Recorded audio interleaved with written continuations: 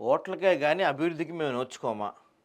41 సంవత్సరాలుగా community hall కోసం ఖాళీగా పడి ఉన్న స్థలం. 14 నెలలుగా ఏ ఒక్కరోజు కూడా పనిచేయని బోరు. ఎక్కడిది? మల్కాజ్గిరిలో. మా ఓట్లతో గెలిచి మీరు చేసిన అభివృద్ధి ఏంటి?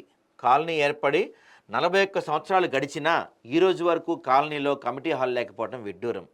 ఇందిరా నెహ్రూ నగర్ కాలనీ వాసులు.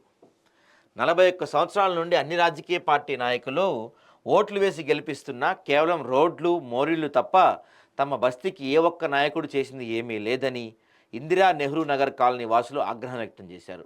వివరాల్లోకి వెళ్తే మల్కాజ్గిరి నియోజకవర్గం గౌతమ్ నగర్ డివిజన్ పరిధిలోని ఇందిరా నెహ్రూ నగర్ కాలనీలో రాజకీయ నాయకులు తమ సమస్యలను పట్టించుకోవడానికి ఆవేదన వ్యక్తం చేస్తున్నారు.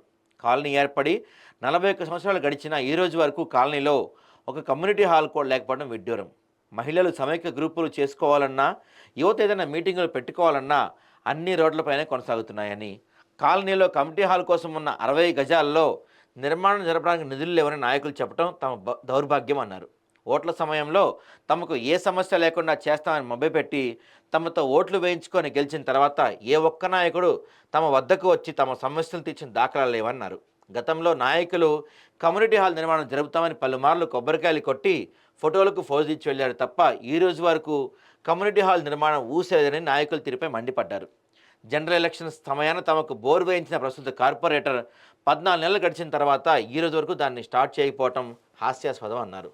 స్థానికులు సొంత డబ్బులతో స్టార్టప్ ఏర్పాటు చేసుకుంటే చాలా రోజుల నుండి బోరు వాడకపోవడంతో బోర్లోని నీళ్లు రావటాలని తెలిపారు. 5 ఏళ్ల కోసం ఎలక్షన్స్ అప్పుడు తమ మభ్యపెట్టే నాయకులు ఇకపై తమకు వద్దని, తమ కాలనీని అన్ని విధాలుగా అభివృద్ధి చేసి నాయకులకే తాము అండగా ఉంటామని ఘంటాపథంగా చెప్తున్నారు. మరి ఇప్పటికైనా స్థానిక కార్పొరేటర్, ఎమ్మెల్యే స్పందించి పనిచేయని బోరును వెంటనే మరమ్మతులు చేయించాలని, అదేవిధంగా 41 సంవత్సరాల నుండి తాము ఎంతగానో ఆశగా ఎదురు చూస్తున్న కమ్యూనిటీ హాల్ నిర్మాణం పూర్తి చేయాలని కోరారు. అవేమీ చేయకుండా ఓట్ల కోసం వారి వద్దకు వస్తే మాత్రం నాయకులకు వ్యతిరేకంగా ఓట్లు వేసి వారిని ఓడగొట్టి గుణపాఠం చెప్తామని చెప్తున్నారు. నిజంగా అలా చేస్తే బాగుంటుంది. మరి చేస్తారో చూడాలి.